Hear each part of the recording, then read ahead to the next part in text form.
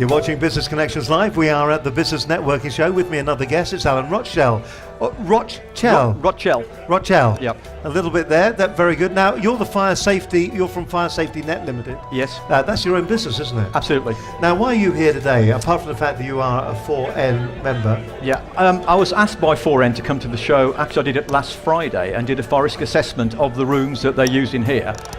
Brad wanted to be absolutely sure that, as well as having a fantastic show, it would be safe. So I came here, did the fire risk assessment. I've talked with the show organisers and with the venue. So if they're in the unlikely event there is a fire here today, we're all going to get out. We're all going to be safe. So that's why I'm here. But also, of course, I'm here to network and meet people for my own business purposes. I mean, one of the things from my background, I had dealings with health and safety, where courses have been run when it comes to using fire extinguishers. Sure. One of the biggest problems that people have is, even though you see all the signs everywhere around the building saying, in the event of a fire, do this, that, or the other, what actually invariably happens is that people never get the experience to actually use a fire extinguisher in earnest until the fire is actually raging around you. Absolutely. There's a great Fawlty Towers episode, which wasn't made as a fire safety film, but it's become that. And it's that classic thing, you know, where they set fire to the kitchen, and John Cleese does that thing where he picks up the fire extinguisher to use it, and then suddenly goes, you know, starts trying to read the instructions down the side. You're absolutely right. I mean, what we do in companies is we say, in your company, you should have a small number of people, fire marshals, fire wardens, trained to use the extinguishers. Everybody else should just get out, because you're right, it's too late, you know, when your backside's on fire. That's the wrong time to be doing it. Yeah. Now, a couple of years back, what everybody could do is they could actually go on training courses. Sure. To actually experience using a extinguisher. Yeah. Is that the kind of thing that your business does, or is your business purely to go around and to do the fire assessment for a particular venue? We do a bit of both. It starts off with a risk assessment, and the risk assessment will tell you all the other things that you need to know. And as part of that, invariably, I will say, given the size of your company, you need to train, you know, 2, 3, 4, 5, 6 people as fire marshals.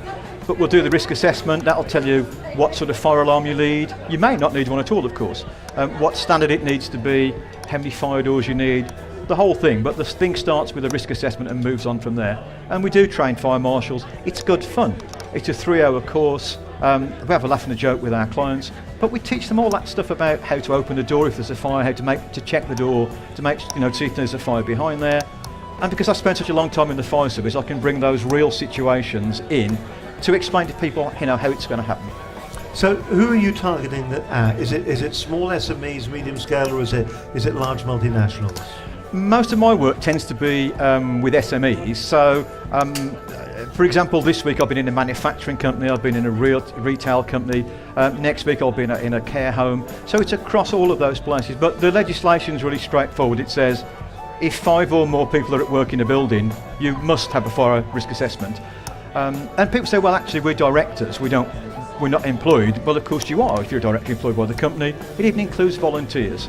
So that's the place that you begin, and then from there you build the rest up. And we just try and help people to have sensible solutions, I think, really. When you do assessments and you go in there and you see different people's premises, what's the big problems or the big mistake that they make?